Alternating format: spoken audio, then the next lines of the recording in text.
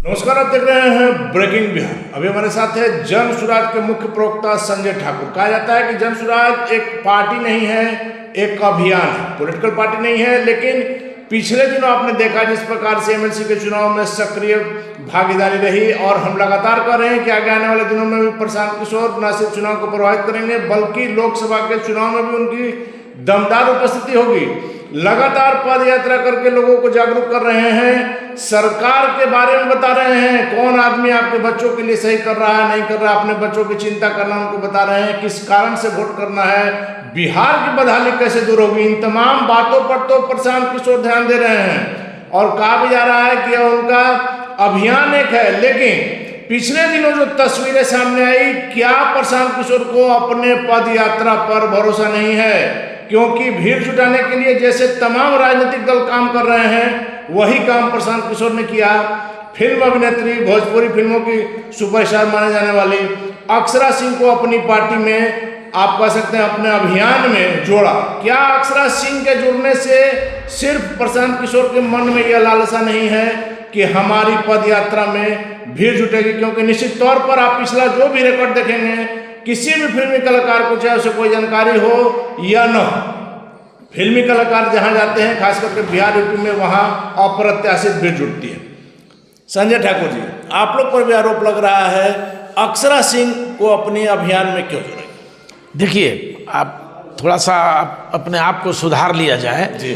अक्षरा सिंह जी बिहार की बेटी है, सुपर स्टार है, भोजपुरी सिनेमा की लोकप्रिय चेहरा है और पूरे हिंदुस्तान के अलावा भी हिंदुस्तान से बाहर के देशों में भी उसकी अपनी पहचान है जी।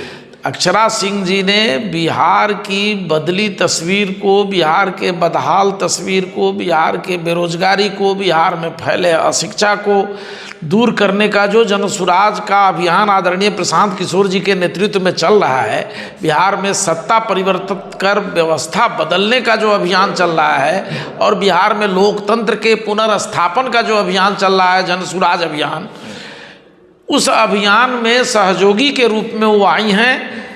चूँकि बिहार की बेटी है इसलिए बिहार की तकदीर और तस्वीर बदलने का जो संघर्ष आदरणीय प्रशांत किशोर जी की अगुवाई में जारी है, उसमें वो सहयोग करने आई हैं। इससे वो तो पदयात्रा में जाने वाली भी नहीं है, ना वो पदयात्रा करने वाली है, और उनके माध्यम से हम भीड़ जुटाएंगे ये कहना अतिशयोक्ति होगी, ये कहना जल्दीबाजी होगी। सर, आप जानते हैं, आप खुद इस लाइन से आए हैं कि जब सवाल उठते हैं तो हमको उसको पूछना पड़ता है। भले ठीक है, बड़ा प्रश्न नहीं, ठीक है, आपका प्रश्न बहुत जायज है।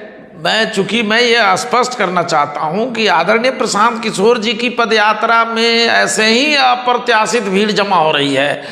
गरीब, गुरबा, दलित, मुस्लिम, हिंदू, मुसलमान, कोई जाति का बंधन नहीं, कोई जाति का बंधन नहीं है। और आदरणीय प्रशांत जी के नेतृत्व में जब जहां पदयात्रा चल रही है वहां पदयात्रा में भारी पैमाने में भीड़ जमा हो रही है। आप तस्वीरें देखेंगे, वीडियोस देखेंगे, आपको स्पष्ट हो जाएगा। तो अक्षरा सिंह जी आई हैं प्रशांत जी को सहयोग करने, प्रशांत जी के इस मुहिम का समर्थन करने आई हैं, इसलिए जनसुराज उनका स्वागत किया है और कब आगे भी करता रहेगा। अक्षरा सिंह की क्या राजनीतिक मंशा है ये सवाल तो अलग है, लेकिन अक्षरा सिंह की यह मंशा तो स्पष्ट हुई कि वो बिहार की बेटी है और बिहार की तकदीर और तस्वीर बदलने के प्रशांत किशोर जी के अभियान का सारथी बनने आई है, सहयोगी बनने आई है। उनका स्वागत है। आपकी बात मान लिया, सारथी बनने आई है, सहयोगी बनने आई है। निश्चित तौर पर बिहार में प्रशांत किशोर जी को जिस प्रकार का समर्थन मिल रहा है, बदलाव तो तय। लेकिन जिस दिन वो यहाँ ज्वाइन की, उस दिन भी उन्होंने कहा, जब उनसे हम लोगों ने सवाल किया तो उनकी महत्वाकांक्षा आप पिछला उठा करके देख लीजिए सर, कि जो भी अभिनेता अभिनेत्री यहाँ आए हैं किसी न किसी रूप में राजनीति में प्रवेश किए हैं। निश्चित रूप से देखिए, हर आदमी को, हर नागरिक को ये होना चाहिए, ये शौक भी होना चाहिए कि साहब हम अगर किसी मुकाम तक पहुँचे हैं तो राजनीति के माध्यम से समाज सेवा भी करें। तो बहुत सभी पार्टियां आप देख रहे हैं, हेमा मालिनी जी विश्व सुंदरी रही हैं, इतनी बड़ी स्टार हैं और वो भारतीय जनता पार्टी की सांसद हैं, और भी बहुत सारे ये हमारे बिहार के ही तिवारी जी हैं जो मनोज तिवारी जी हैं, जो गायक रहे हैं और गायक से इस मुकाम तक राजनीति में गए हैं।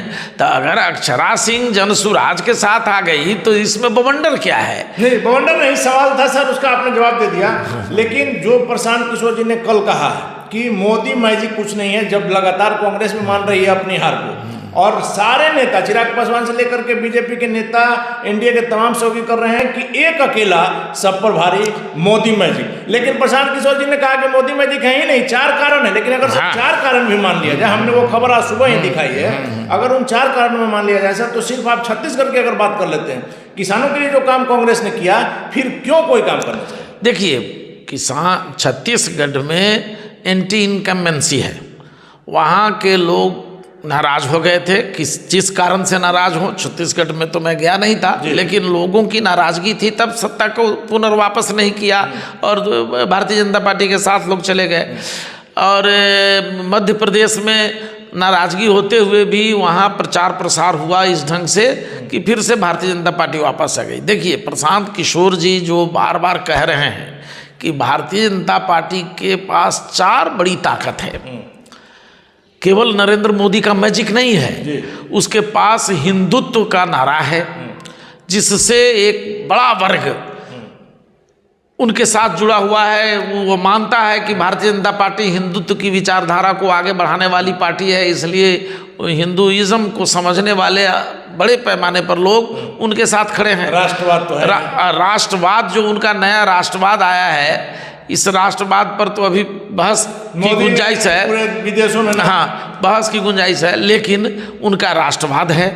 और देश विदेश में जो वो घूम घूम करके काम कर रहे हैं, अपनी प्रतिष्ठा बढ़ा रहे हैं, इसका असर। और सर, गरीबों को जो मुफ्त अनाज वाली जो योजना, आज गरीबों को मुफ्त अनाज ही दे रहे हैं, तो उससे भी 5 किलो के बदले 4 किलो मिल रहा है। 1 किलो तो अब सर्वे सब चुरा के खा जा रहा है, फिर भी 4 किलो अनाज तो मिल रहा है। भूखे मरने की स्थिति नहीं है, भूखे मरने की स्थिति नहीं है। इंदिरा आवास है और कई ऐसी योजनाएं हैं, किसान समृद्धि योजना है जो डायरेक्ट किसानों के पास जा रहा है। और सबसे बड़ी ताकत है इस 3 ताकत के अलावा संगठन की ताकत। नरेंद्र मोदी जी और भारतीय जनता पार्टी के पास संगठन की ताकत है। बीजेपी तो संगठन की मानी जाती है। तो प्रशांत जी इसीलिए बार बार विपक्षी दलों को नसीहत दे रहे हैं कि अगर वो भारतीय जनता पार्टी से लड़ना चाहते हैं, भारतीय जनता पार्टी को पराजित करना चाहते हैं, तो उन्हें इन 4 में से 3 मजबूत आधार को अपना स्वीकार करना होगा। कम से कम 3 आधार को मजबूत करना होगा। और जब तक ये 3 आधार इसमें से नहीं मजबूत करेंगे लोग, तब तक डफली बजती रहेगी, नगाड़े पीटे जाते रहेंगे, कुछ नहीं बिगड़ेगा और इसी तरह का माहौल आने वाले चुनाव में भी बना रहेगा। सर, एक और सवाल उठ रहा है, चूंकि प्रशांत किशोर ने इंडिया के तमाम बड़ी पार्टियों के साथ, बड़े नेताओं के साथ, जब प्रधानमंत्री मोदी के साथ काम किया है तो आप समझ सकते हैं। वैसे में जब यह चुनाव का जो परिणाम आया है, कहा जा रहा है कि इंडिया गठबंधन में अब बिखराव तय। और लगातार आपने कल देखा, जदयू के ही नेता अशोक चौधरी से लेकर के विजय चौधरी का जो बयान आया कि कांग्रेस अंडर एस्टिमेट की, ओवर कॉन्फिडेंस में आ गई, लालू प्रसाद यादव और नीतीश कुमार जैसे कद्दावर नेताओं को बुलाया नहीं गया, इसी का परिणाम है। सिर्फ जो है प्रेशर पॉलिटिक्स के लिए। लेकिन कल जो बैठक बुलाई गई है दिल्ली में 6 तारीख को, उसमें कहा जा रहा है कि नीतीश कुमार से लेकर के ममता बनर्जी भी शायद नहीं जाएंगे। देखिए, ये तो उन लोगों का इंटरनल मामला है। हम लोग जो जन सुराज अभियान है, उससे हमको न भारतीय जनता पार्टी से मतलब है, न महागठबंधन या गठबंधन की जो इंडिया गठबंधन बना है उससे मतलब है। मतलब यह है कि ये लोग आपस में एकजुट होकर के, ये नारंगी की तरह अगर एकजुट होंगे तो कभी भी सफल नहीं होंगे। बार बार हमारे आदरणीय सूत्रधार जनसुराज के प्रणेता आदरणीय प्रशांत किशोर जी बार बार ये चेतावनी दे रहे हैं। ये लोग समझने को तैयार नहीं हैं। सवाल है कि नीतीश जी नहीं जा रहे हैं, खबरें आई है जो उनकी तबीयत नासाज है तो वो इलाज करा रहे हैं, तो न जाना स्वाभाविक है। इसको राजनीतिक संदर्भ में नहीं देखा जाना चाहिए, क्योंकि उनका प्रतिनिधित्व करने उनके प्रदेश राष्ट्रीय अध्यक्ष ललन बाबू पहुँच रहे हैं। स्वयं लालू जी की खबर आई है जो वो जा रहे हैं, तेजस्वी जी जा रहे हैं, तो ये लोग तो जा रहा है, इन लोगों की अपनी बात है। कांग्रेस तो सबसे बड़ी पार्टी है और सबसे जो गार्जियन होता है, जो बड़ा होता है, उसका दिल भी बड़ा रखना चाहिए होता है, उदारता उसके साथ रहनी चाहिए थी। तो ये चुनाव हारने के बाद जो ये समीक्षा कर रहे हैं, ये लोग समीक्षा करें। समीक्षा तो आदरणीय प्रशांत किशोर जी ने कर दी और उनको मार्गदर्शित भी कर दिया कि अगर आपको भारतीय जनता पार्टी को आने वाले संसदीय चुनाव में मोर्चा देना है, जवाब देना है, पराजित करना है, तो आप ये 4 चीज़ अपनाइए और इसका परिणाम देखिए। और इसका परिणाम लीजिए। आप संगठन को अपना पहले मजबूत करिए, एकात्म होइए, ईमानदारी से एक होइए, नंबर 1। नंबर 2, प्रशांत जी का सुझाव है कि आप संगठन को ताकतवर बनाइए। तीसरी बात है, उनका सुझाव है राष्ट्रवाद। जो भारतीय जनता पार्टी राष्ट्रवाद का ढिढोरा पीटती है, तो सबसे बड़ा राष्ट्रवादी तो एक ज़माना था कांग्रेस हुआ करती थी, जिसने आज़ादी की लड़ाई लड़ी।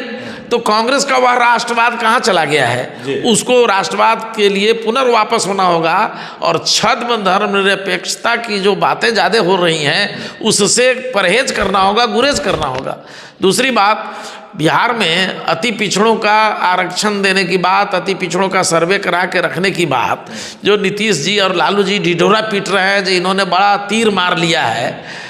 मैं आपको बताऊं अनिल बाबू, आपके चैनल के माध्यम से मैं बिहार के तमाम लोगों को पहले नमस्कार निवेदित करते हुए ये अनुरोध करना चाहूँगा कि हमारे बिहारी भाई ये सवाल करें लालू यादव जी से और नीतीश कुमार जी से और भारतीय जनता पार्टी से कि ये अति पिछड़ों के लिए नारेबाजी करने वाले, ढिढोरा पीटने वाली ये सरकारें पिछले 32 वर्षों से बिहार पर काबिज हैं। 15 साल तक लालू जी रहे, समाजवाद और किस वाद की बात करते रहे, 18 साल छोटे भाई रहे, लेकिन लालू यादव जी ने किसी अति पिछड़े समाज के लोगों के उत्थान के लिए जो बेसिक इंफ्रास्ट्रक्चर डेवलप करना था बिहार में, शिक्षा की व्यवस्था को सशक्त बनानी थी, उस दिशा में काम नहीं किया। वहीं काम नीतीश कुमार जी भारतीय जनता पार्टी के साथ गलबहियां करके सरकार चला रहे थे। आज भारतीय जनता पार्टी नीतीश जी की आलोचना में थकती नहीं है। जब साथ में थे तो हाँ, जब साथ में थे, मलगजरी जब चाप रहे थे, सब बड़ा बड़ा मंत्रालय भारतीय जनता पार्टी अच्छे थे। मलाई खाते समय जब ग्रामीण विकास विभाग, स्वास्थ्य विभाग, सब महत्वपूर्ण विभाग, सब मलगजरी चापने वाला विभाग सब भाजपा के साथ था, तो भाजपा बड़े अच्छे थे। जब सुशील मोदी जी डिप्टी सीएम थे तो बहुत अच्छे थे नीतीश कुमार जी, और आज ये लोग गाली देते हैं। तो मेरा कहना है कि नीतीश कुमार और भारतीय जनता पार्टी साथ रह करके भी अति पिछड़ा समाज के लिए, अल्पसंख्यक समाज के लिए और दलित समाज के लिए और समाज के सभी वर्गों के लिए, सवर्ण के भी गरीब लोगों के लिए कोई व्यवस्था नहीं की इन्होंने। न इन लोगों ने कल कारखाना खोला, न इन लोगों ने कोई बड़ी फैक्ट्रियां लगाई, न इन लोगों ने शिक्षा व्यवस्था को दुरुस्त किया, न इन लोगों ने खेती किसानी को मुनाफेदार बनाया, न इन लोगों ने बेरोजगारों को रोजगार देने की बात की। आपको मालूम होना चाहिए, आप जान रहे हैं कि बिहार के 2.5 करोड़ लोग देश के दूसरे हिस्सों में रोजी रोटी के लिए काम चले गए हुए हैं। तो सर बिहार बड़ी समस्या, हाँ, ये हमारी फितरत सी बनती चली जा रही है और इसके लिए जिम्मेदार लालू यादव क्यों नहीं है? इसके लिए जिम्मेदार नीतीश कुमार क्यों नहीं है? इसके लिए जिम्मेदार हमारे आदरणीय प्रधानमंत्री के नेतृत्व वाली केंद्र की सरकार क्यों नहीं है? तो इसलिए अति पिछड़ों, दलितों और अल्पसंख्यकों की बात करने वाली ये सरकारें उनको सबसे ज़्यादा प्रताड़ित की है। आप रिजर्वेशन दे दिए, आज शिक्षा दे ही नहीं रहे हैं, कहाँ से नौकरी मिलेगी उसको? सर एक बात और है, महत्वपूर्ण बात है सर, क्या ये एनडीए जो है प्रधानमंत्री मोदी यह समझाने में सफल रहे कि महागठबंधन इंडिया अलायंस दलित, महिला और सनातन का अपमान कर रहे हैं? क्योंकि जो प्रचंड जो बहुमत आया है, यह समझाने में तो अपनी बात मोदी कामयाब रहे हैं। निश्चित रूप से देखिए, भारतीय जनता पार्टी के साथ एक इंटरनल विंग है आरएसएस, वो भेस्पर मीडिया से दुष्प्रचार करने में बड़ी कामयाब है। सब जगह संगठन और भारतीय जनता पार्टी के लोग भी दुष्प्रचार करने के महारत हासिल हैं। तो ये लोगों को समझा देते हैं, लोग समझ भी जाता है। पहले ही मैंने कहा कि आदरणीय प्रशांत किशोर जी ने 4 जो आधार बताए हैं भारतीय जनता पार्टी की जीत के, वो 4 आधार में एक यह भी है कि लोगों को में हिंदुत्व जगाने में वो सफल हो जाते हैं। तो चूँकि देश में 2 धारा की राजनीति चल रही है, एक हिंदुत्व विचारधारा को फैलाने का काम भारतीय जनता पार्टी कर रही है, जो दूसरी धारा है जो कांग्रेस और दूसरे छोटे छोटे दल जो मिल करके गठबंधन बनाए हुए हैं वो हैं, तो ये हिंदुत्व के विरोधी बयान दे देते हैं। इनके अपने बीजेपी को फायदा, हाँ, इनके अपने गठबंधन के लोग, स्टालिन के बेटा ने ये जो बयान दिया था उसको भारतीय जनता पार्टी खूब भुनाई। यहाँ शिक्षा मंत्री के बयान को खूब, यहाँ बिहार में शिक्षा मंत्री इतने विद्वान हैं, प्रोफेसर हैं, और वो इतना उठपटांग बयान देते हैं रामायण पर, धर्म ग्रंथ पर, संस्कृति पर हमला जैसा शब्द होता है, गुस्से का इजहार किया। इस पर भारतीय जनता पार्टी को वाक ओवर ही लोग देता है, मौका देता है कि आप लोगों को हिंदुत्व जगा लीजिए, हम मौका दे रहे हैं। सर एक आखिरी सवाल है, आपको तीखा लग सकता है लेकिन जब सवाल उठता है तो उसका जवाब भी हम संबंधित व्यक्ति से लेना चाहते हैं। एकदम प्रशांत किशोर जी जो लगातार घूम रहे हैं, शुरू में ही हमने कहा, उन पर यह आरोप लग रहा है कि वो बीजेपी के लिए काम कर रहे हैं। ये सरासर झूठा मिथ्यापूर्ण आरोप है और ये मनगढ़ंत है किसी राजनीतिक दलों के द्वारा। जिन लोगों द्वारा ये बातें कही जा रही है उनके राजनीतिक समझदारी पर मेरा सवाल है। प्रशांत किशोर जी अगर भाजपा के लिए घूम रहे होते तो बंगाल में ममता बनर्जी के लिए सिंह गर्जना करके उन्होंने भारतीय जनता पार्टी को चुनौती कैसे दी और करारी शिकस्त दी भारतीय जनता पार्टी को। अगर भारतीय जनता पार्टी के लिए वो काम कर रहे हैं तो पिछले 2015 में जब नीतीश कुमार जी हताश होकर के मुख्यमंत्री तक का पद छोड़ छाड़ करके भाग गए थे तो पुनः उनको सत्ता में लाने वाला आदमी कौन है? वही प्रशांत किशोर जी ने हैं, जिन्होंने राजद, कांग्रेस और जनता दल यू का महागठबंधन तैयार कराया और तैयार करा करके बिहार में उन्होंने रिकॉल कराया, भाजपा को शिकस्त दी। तो हर जगह हमने पंजाब में जब ये कैप्टन अमरिंदर सिंह की सरकार इन्होंने कांग्रेस के रहनुमाई में बनवाई तो वो वहाँ क्या भाजपा का काम कर रहे थे? स्टालिन की जब सरकार बनी क्या वो भाजपा का काम कर रहे थे? रेड्डी की सरकार जो इन्होंने बनवाई क्या वह भाजपा का काम कर रहे थे? दिल्ली में ये केजरीवाल की सरकार इन्होंने बनवाई तो क्या वो भाजपा है? ये सब झूठी बातें हैं, अफवाह फैलाई जा रही है। ये राजद वाले और जदयू वाले इसलिए अफवाह फैला रहे हैं क्योंकि बड़ी संख्या में बिहार के मुसलमान इस सच्चाई को समझ गए हैं कि 32 वर्षों से लालू यादव केवल आडवाणी के रथ को पकड़ने के नाम पर बिहार के मुसलमान भाइयों को ठगने का काम कर रहे हैं।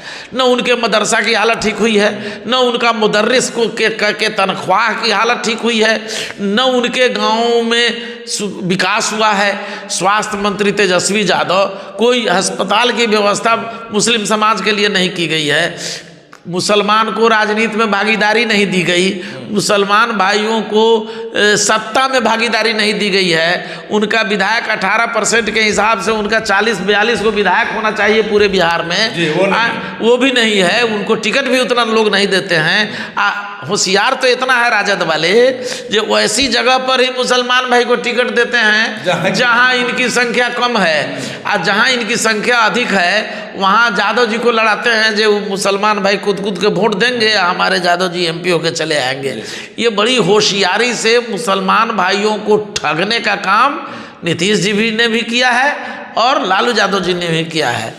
धन्यवाद सर। तो थे हमारे साथ जनसुराज के मुख्य प्रवक्ता संजय ठाकुर जी। हाँ, नहीं, इसमें एक और बात मुझे कहनी थी कि इन लोगों ने ठगा है, और आज जब प्रशांत किशोर जी इस सच्चाई को मुस्लिम भाइयों के बीच समझाने में सफल हो रहे हैं और बड़ी संख्या में मुसलमान भाई जनसुराज के साथ जुड़ रहे हैं, समर्थक बन रहे हैं, अति पिछड़ा समाज समर्थक बन रहा है, दलित समाज समर्थक बन रहा है, तो ये बेचैनी है इन लोगों को, इसलिए ये लोग दुष्प्रचार कर रहे हैं जो भाजपा के लिए काम कर रहे हैं। ये इनका दुष्प्रचार है और कुत्सित मानसिकता है इनकी झलकती है इस दुष्प्रचार। तो कुत्सित मानसिकता इनकी झलकती है जिस प्रकार से प्रशांत किशोर के बारे में कहा जा रहा है कि बीजेपी के लिए काम कर रहे हैं संजय ठाकुर, जनसुराज के मुख्य प्रवक्ता। और सीधे तौर पर जब प्रशांत किशोर ने कह दिया है कि 4 वो कारण है, लगातार जो बातें सामने आ रही है कि मोदी मैजिक एक अकेला सब पर भारी, ये बात प्रशांत किशोर मानने के लिए तैयार नहीं है। 4 वो कारण उन्होंने विपक्ष को समझिए एक तरह से टिप्स दे दिया है कि इन 4 क्षेत्र को अगर आप भर लेते हैं, अपने आप को मजबूत कर लेते हैं तो अगले चुनाव में तस्वीर कुछ और होगी। और निश्चित तौर पर इस बार एनडीए जो है वह दलित, सनातन और महिला विरोध दिखा करके अपनी बात को मनवाने में, जनता तक पहुंचाने में सफल रही, जिसका परिणाम 3 राज्यों में प्रचंड जीत के रूप में सामने आया। महागठबंधन इंडिया के अलायंस को लेकर के भी जो लगातार बातें सामने आ रही है, इसका भविष्य क्या होगा, इन तमाम नेताओं का एकजुट होने का क्या कुछ असर होगा 2024 के चुनाव में, ये तो बताएगा। फिलहाल बन रहे हैं ब्रेकिंग वर्क्स।